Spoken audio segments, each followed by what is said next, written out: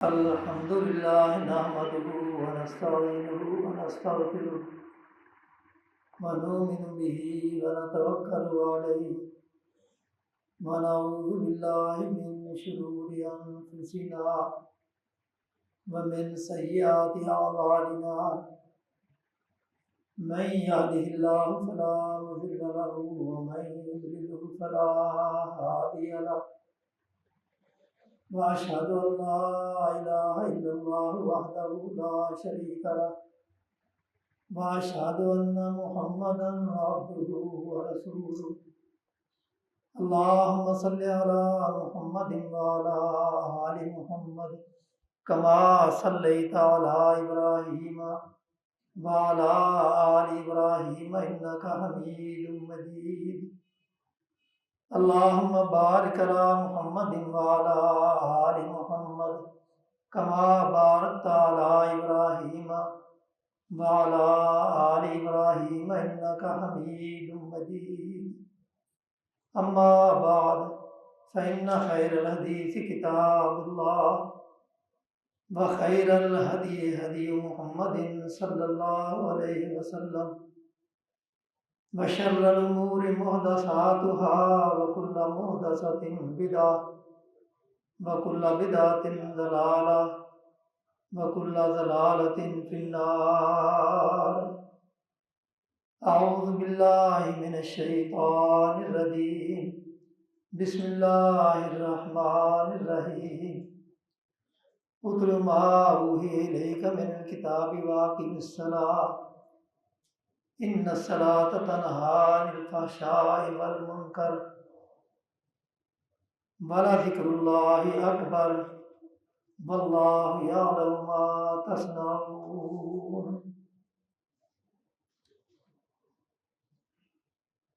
ہر قسم کی تعریفیں بڑھائیں کبریائیں اللہ وحدہ لا شریک کے لیے، جو اس کائنات کا خالق مالک مدبر الامور ہے۔ بے شمار اور ان گنت درود و سلام ہوں سید القونین خاتم النبیین محمد الرسول اللہ صلی اللہ علیہ وسلم کی ذات گرامی پہ۔ یہ جو ایک آیت میں نے تلاوت کی ہے، 21ویں پارے کی ابتدائی آیت ہے۔ اس میں اللہ تعالیٰ نے سب سے پہلے تو قرآن کی تلاوت کا حکم دی ہے، اتل ما اوحی الیک من الکتاب، آپ پڑھیں جو کتاب آپ کی طرف وحی کی گئی ہے۔ اور دوسرا حکم یہ ہے واقم الصلاۃ، اور نماز قائم کریں۔ ان الصلاۃ تنہی عن الفحشاء والمنکر، تحقیق نماز بے حیائی اور برے کاموں سے روکتی ہے۔ وَلَذِكْرُ اللَّهِ اکبر، اللہ کا ذکر بہت بڑا ہے۔ وَاللَّهُ يَعْلَمُ مَا تَصْنَعُونَ، اور اللہ تعالیٰ جانتا ہے جو تم کرتے ہو۔ اس آیت میں ایسی بات کا، ایسی عبادت کا حکم ہے جس عبادت پہ اسلام کی عمارت کھڑی ہے، اور اگر کسی عمارت کی بنیاد کو گرا دیا جائے تو ظاہر ہے وہ بنیاد بھی نہیں رہتی۔ نماز ایک ایسا فریضہ ہے اور اسلام کے 5 ارکان میں سے اتنا اہم رکن ہے کہ اگر اس کو گرا دے تو اسلام کی عمارت دھام سے نیچے گر جاتی ہے۔ اس لیے کہ نماز کو، صلاۃ کو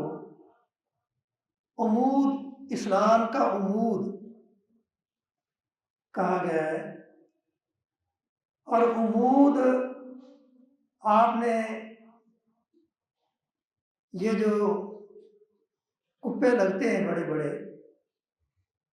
یہ دیکھے ہوں گے، اور ان کپوں کے درمیان میں جو ایک بانس ہوتا ہے بڑا سا، جس کے اوپر وہ کپا کھڑا رہتا ہے، اگر وہ بانس نکال دیں تو کپا کھڑا نہیں رہ سکتا۔ اللہ تعالیٰ نے نماز کو اسلام کی عمارت، اسلام کا عمود کا ہے، ستون کا ہے۔ تو جب نماز اسلام کا ستون ہے تو اس کا مطلب یہ ہے کہ نماز کی پابندی کرنا یہ انتہائی ضروری ہے۔ اور پھر آپ اس بات کا بھی اندازہ کریں کہ جو کلمہ شہادت پڑھ کے ہم مسلمان ہوتے ہیں، یہ اللہ تعالیٰ نے رسول اللہ صلی اللہ علیہ وسلم کی طرف بذریعہ وحی دنیا میں بھیجا کہ لوگوں کو یہ کلمہ پڑھا کے اسلام میں داخل کریں، اور رسول اللہ صلی اللہ علیہ وسلم نے مکہ میں 13 برس جو ہے وہ اسی بات پہ صرف کیے کہ لوگوں قولوا لا الہ الا اللہ۔ جب لوگوں کے عقائد مضبوط ہوئے تو پھر اللہ تعالیٰ نے اپنے پیغمبر کو دوسری اہم عبادت کا حکم دیا، تو زمین پہ آپ کو نہیں رہنے دیا، آپ کو 7 آسمانوں سے بھی اوپر بلایا معراج کی رات، اور وہاں بلا کے آپ کے اوپر ابتدا میں ایک دن میں 50 نمازیں فرض کی، پھر موسیٰ علیہ السلام کی ترغیب کی وجہ سے آپ نے اللہ تعالیٰ سے سوال کیا کہ اللہ تو میری امت پہ تخفیف کر، تو اللہ تعالیٰ نے تخفیف کرتے کرتے آخر میں 5 نمازیں رہنے دی، اور پھر اللہ تعالیٰ نے فرمایا کہ اے پیارے پیغمبر، میں جو بات کہہ دیتا ہوں وہ بدلی نہیں جاتی، میں نے چونکہ 50 نمازیں فرض کی تھی، اب میں نے حکم دیا ہے 5 نمازیں پڑھنے کا، تو آپ اور آپ کی امت نے 5 نمازیں پڑھنی ہے، ثواب آپ کو 50 کا ملے گا۔ تو اللہ تعالیٰ نے اتنی اہم عبادت کو دنیا میں نازل نہیں کیا، حالانکہ کلمہ شہادت نازل ہوا، بذریعہ وحی دنیا میں آیا، روزے فرض ہوئے، وہ دنیا میں بذریعہ وحی آپ کو حکم دے دیا گیا، زکوٰۃ کی فرضیت کا، اسی طرح حج کی فرضیت کا آپ کو وحی بھیج کے حکم دے دیا گیا، لیکن جب نماز کی باری آئی تو آپ کو اللہ تعالیٰ نے آسمانوں سے بھی اوپر بلایا، اور پھر آپ کو حکم دیا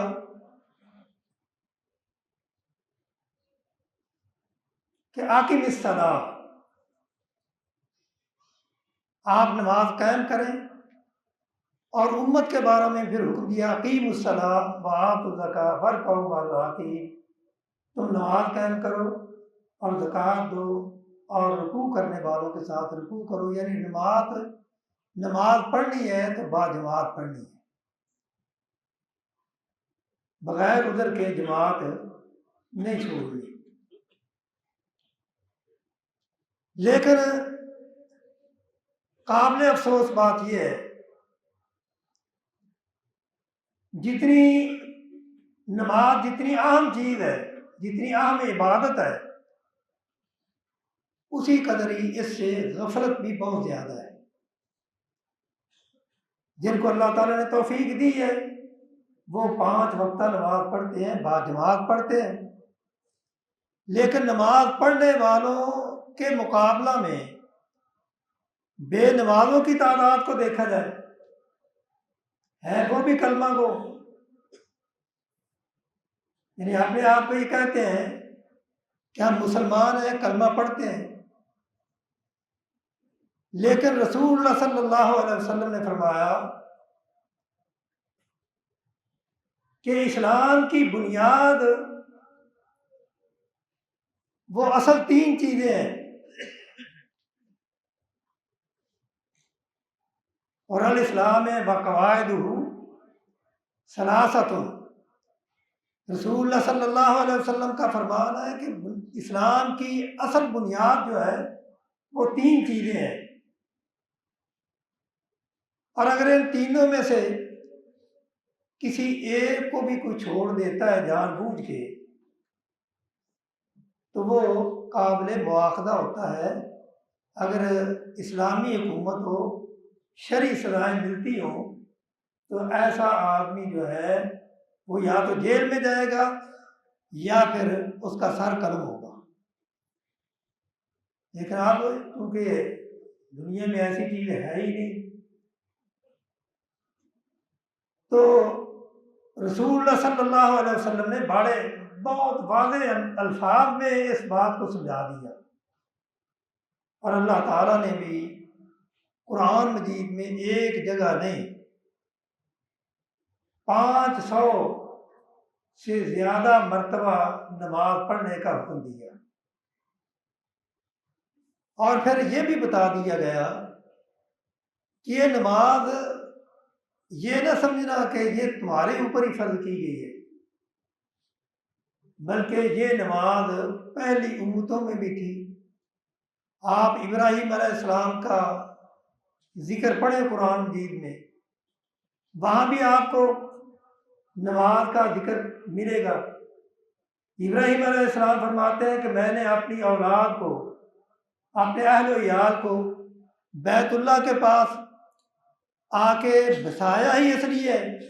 ربنا لیقیموا الصلاۃ، تاکہ وہ نماز کی پابندی کرے۔ موسیٰ علیہ السلام کا تذکرہ ہے، اسماعیل علیہ السلام کا تذکرہ ہے قرآن مجید میں، تو سب جگہ نماز کا حکم اللہ تعالیٰ نے دیا ہے۔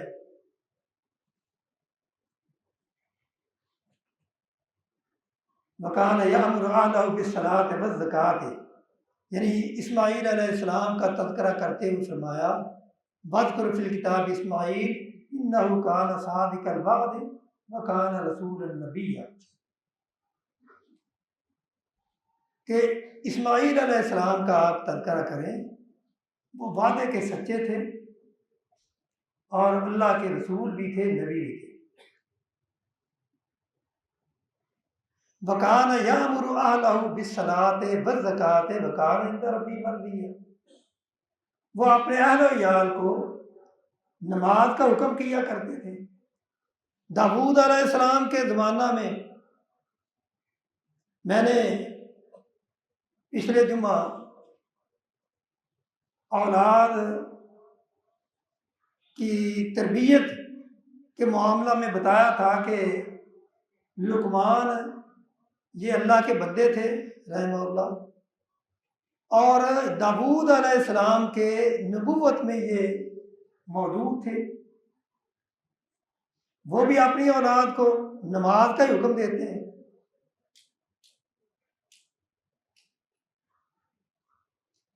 اور عیسیٰ علیہ السلام کا تذکرہ ہے، وہاں بھی نماز کا ذکر ہے۔ حضرت زکریا علیہ السلام نے نماز میں ہی اللہ تعالیٰ سے یہ دعا کی کہ اے اللہ مجھے بیٹا عطا کر۔ تو نماز جو ہے یہ اسلام کا ایک اہم رکن ہے، یہ کسی حالت میں بھی معاف نہیں۔ باقی ارکان جس طرح کلمہ یہ معافی، اس کی معافی نہیں، ہر فرد کے لیے ضروری ہے کہ وہ کلمہ شہادت کا اقرار کرے، پھر اس کا ایمان معتبر ہوگا، اسلام میں داخل ہوگا، یعنی اسلام میں داخل ہونے کا دروازہ ہے یہ۔ اور اس کے بعد پھر سب سے پہلا عمل جو ہے وہ نماز ہے۔ نماز کے بارے میں رسول اللہ نے فرمایا ان اول ما یحاسب بالعبد یوم القیامہ الصلاۃ، یعنی قیامت کے دن انسان کے اعمال میں سے سب سے پہلے جس کا حساب ہوگا وہ نماز کا ہوگا۔ فین صالحت صالح سائر عمل، اگر نماز درست ہوئی تو دوسرے اعمال میں اگر کمیاں کوتاہیاں ہوئی تو اللہ تعالیٰ درگزر کریں گے، معاف کر دیں گے۔ وین فاسدت فاسد العمل کلو، اگر نماز خراب ہوئی، یعنی یہاں نماز کے خراب ہونے کا ذکر ہے، نماز کے نہ پڑھنے کا ذکر نہیں۔ یہ نماز پڑھی تو ہے لیکن وہ نماز خراب پڑھی ہے، سنت کے مطابق نہیں پڑھی، تو پھر بھی اتنا مواخذہ ہے کہ اللہ تعالیٰ فرماتے ہیں اور رسول اللہ صلی اللہ علیہ وسلم فرماتے ہیں ان فاسد اعمال کلو، اگر نماز خراب ہوئی تو تمام اعمال ضائع اور برباد ہو جائیں گے، یعنی ان کو ردی کی ٹوکری میں پھینک دیا جائے گا، کیونکہ نماز ایک لازمی پیپر جو ہے، اہم فریضہ، جب اس کو ہی ادا نہیں کیا تو دوسرے فرائض کے ادا کرنے کی کوئی حیثیت ہی باقی نہ رہی۔ تو اس لیے رسول اللہ صلی اللہ علیہ وسلم نے اللہ تعالیٰ کے حکم سے اپنی امت کی تربیت یہی کی ہے کہ نماز کی تم نے پابندی کرنی ہے، نماز میں سستی نہیں کرنی۔ اور نماز کسی صورت معاف نہیں، انسان بیمار ہے، سفر پہ ہے، حالت جنگ میں ہے، نماز کا وقت آ گیا ہے تو یہ حکم نہیں ہے کہ اب نماز کو چھوڑ دو تو تم جنگ لڑتے رہو، بلکہ اللہ تعالیٰ نے اپنے پیغمبر کو حکم دیا ہے وَإِذَا كُنْتَ فِيهِمْ فَأَقَمْتَ لَهُمُ الصَّلَاةَ فَلْتَقُمْ طَائِفَةٌ مِّنْهُمْ مَعَكَ فَلْيُصَلُّوا، یعنی اگر آپ اس لشکر میں موجود ہیں جو لشکر ایک کفار کے مقابلہ میں میدان جہاد میں، میدان کاردار میں مقابلہ کر رہا ہے، تو نماز کا وقت ہوتا ہے تو آپ نے نماز کو چھوڑنا نہیں، آپ لشکر کے دو حصے کر لیں، ایک دشمن کے مقابلہ میں رہے، ایک کو آپ نماز پڑھائیں، پھر وہ دشمن کے مقابلے میں چلا جائے، دوسرے کو آپ نماز پڑھائیں۔ نماز کی معافی نہیں، اس کی حید کو تبدیل کر دیا گیا ہے، ایک رکعت پڑھ کے وہ چلے جائیں،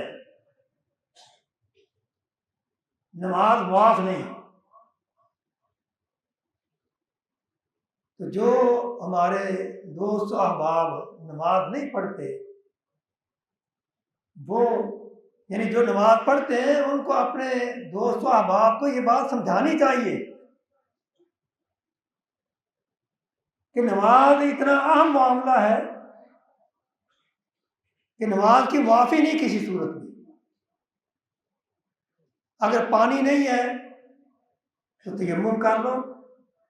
اگر قبلے کا علم نہیں تو جدھر تمہارا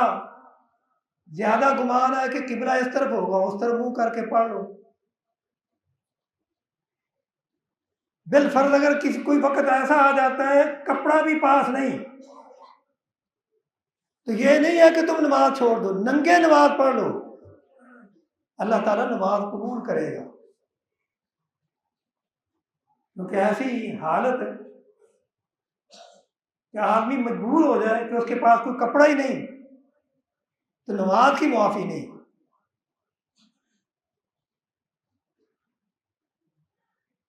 وَأْمُرْ أَهْلَكَ بِالصَّلَاةِ وَاصْطَبِرْ عَلَيْهَا، لا نسألک رزقا نحن نرزقک والعاقبۃ للتقوی۔ اللہ تعالیٰ رسول اللہ صلی اللہ علیہ وسلم کو فرماتے ہیں وَأْمُرْ أَهْلَكَ بِالصَّلَاةِ، اپنے اہل و عیال کو نماز کا حکم کریں، وَاسْتَبِرْ عَلَيْهَا،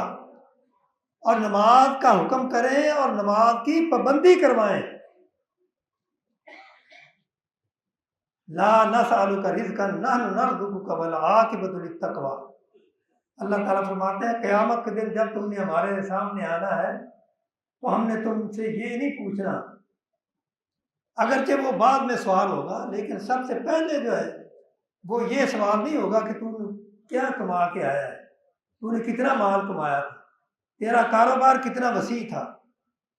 تیری فیکٹریاں کتنی تھی، تیری دکانیں کتنی تھی، تیرے گودام کتنے تھے، یہ سوال نہیں ہوگا۔ اللہ تعالیٰ پوچھیں گے نماز کا حساب دو، کیا نماز پڑھی تھی؟ اگر نماز نامہ اعمال میں نہیں ہوگی تو کیا جواب دیں گے؟ یا جو کچھ دوست ایسے بھی ہیں نماز پڑھتے تو ہیں،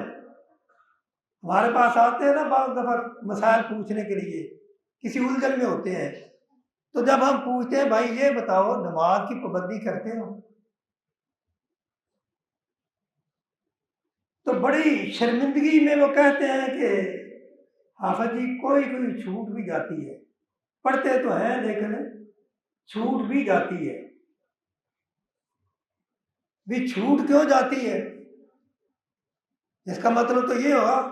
اللہ تعالیٰ فرماتے ہیں افتؤمنون ببعض الکتاب وتکفرون ببعض فما جزاء من یفعل ذلک منکم الا خزی فی الحیاۃ الدنیا۔ اللہ تعالیٰ فرماتے ہیں کہ نمازیں 5 ہیں ایک دن میں، جو 5 کی بجائے 1 پڑھتا ہے یا 2 پڑھتا ہے یا 4 پڑھتا ہے، 1 نہیں پڑھتا، گویا کہ اس نے اللہ کی بعض کتاب پہ ایمان لایا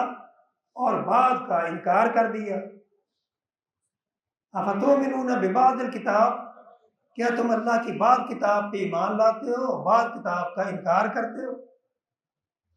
اللہ تعالیٰ فرماتے ہیں کہ دنیا میں پھر ایسے شخص کا ذلت اور رسوائی کے سوا اور کچھ علاج نہیں۔ اللہ تعالیٰ دنیا میں ذلیل و رسوا کر کے رکھتے اور آخرت میں بھی بڑا سخت عذاب ہوگا۔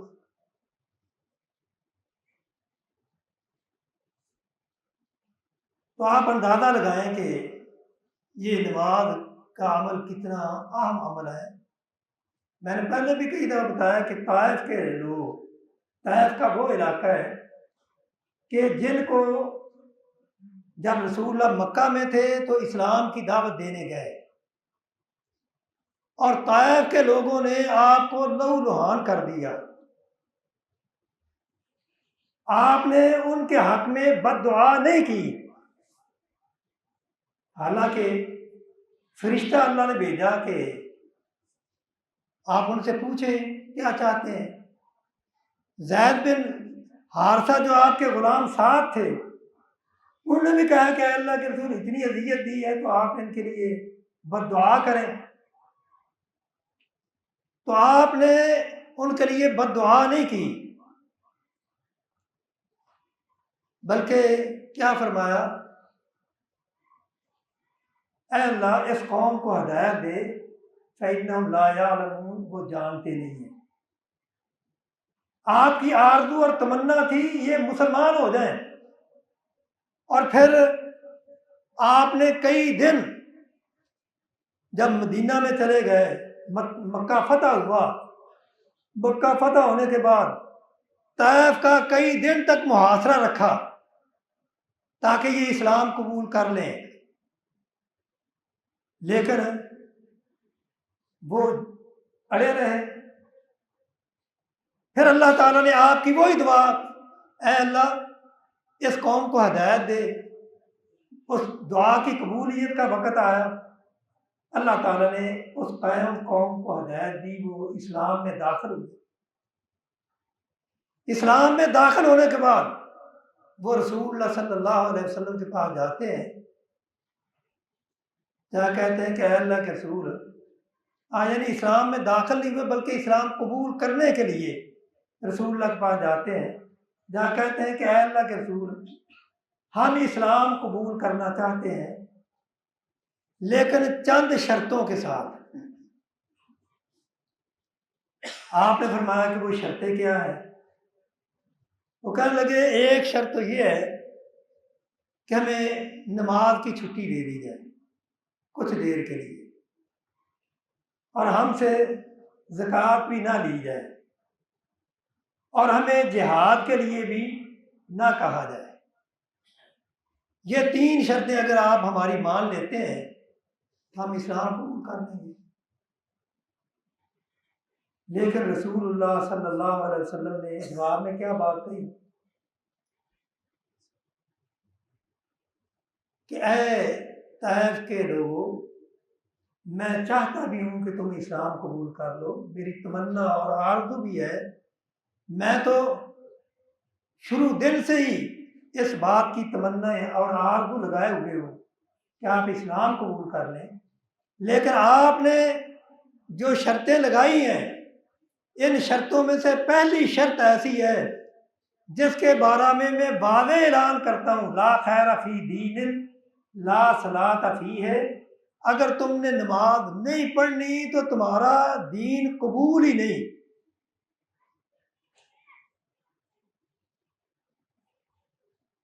اگر نماز نہیں پڑھنی تو پھر تمہارے دین کی کوئی ضرورت نہیں، تمہارے مسلمان ہونے کی کوئی ضرورت نہیں۔ اتنا عام فریضہ ہے یہ نماز کا، اور یہی وجہ ہے کہ اللہ تعالیٰ نے نماز کو مومنوں کی فلاح کہا ہے۔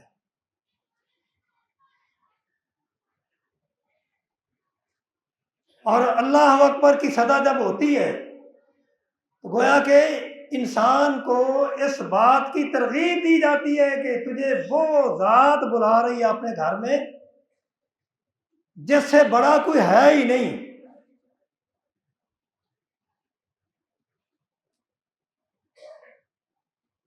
حضرت عمر رضی اللہ تعالیٰ عنہ اپنے عاملوں کو یہ بات کہا کرتے تھے کہ میری بات یہ غور سے سنو،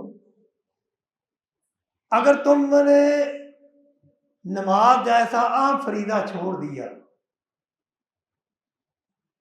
تو میں یہ سمجھوں گا کہ تم کسی ذمہ داری کو اچھی طرح ادا کرنے کے لیے تیار نہیں،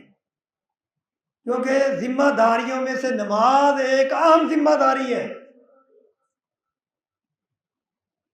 جو اس ذمہ داری کو آسان طریقے سے ادا نہیں کرتا اس سے مجھے کوئی امید نہیں کہ وہ دوسری ذمہ داریاں اچھے طریقے سے ادا کر سکے۔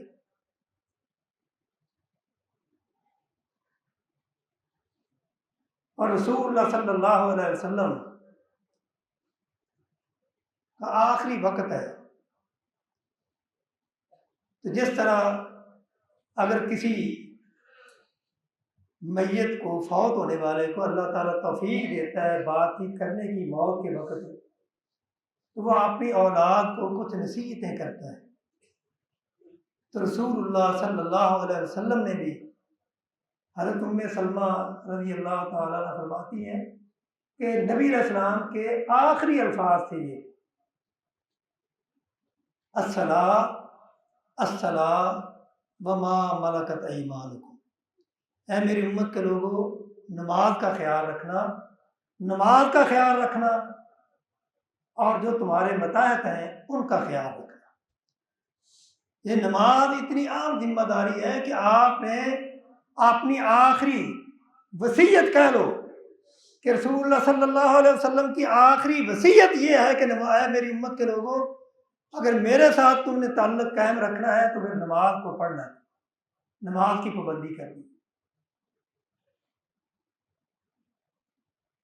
اس لیے نماز اتنا اہم فریضہ ہے، اور اللہ تعالیٰ فرماتے ہیں کہ اتل ما اوحی الیک من الکتاب واقم الصلاۃ، جو کتاب آپ کی طرف وحی کی گئی ہے آپ اس کی تلاوت کریں اور نماز قائم کرے، اور حافظ علی الصلوات والصلاۃ الوسطیٰ، تم نمازوں کی حفاظت کرو، اور خاص طور پہ جو درمیانی نماز ہے یعنی عصر کی نماز، اس کی خاص طور پہ حفاظت کرو۔ اللہ تعالی ہمیں عمل کرنے کی توفیق عطا فرمائے۔ وآخر دعوانا الحمدللہ۔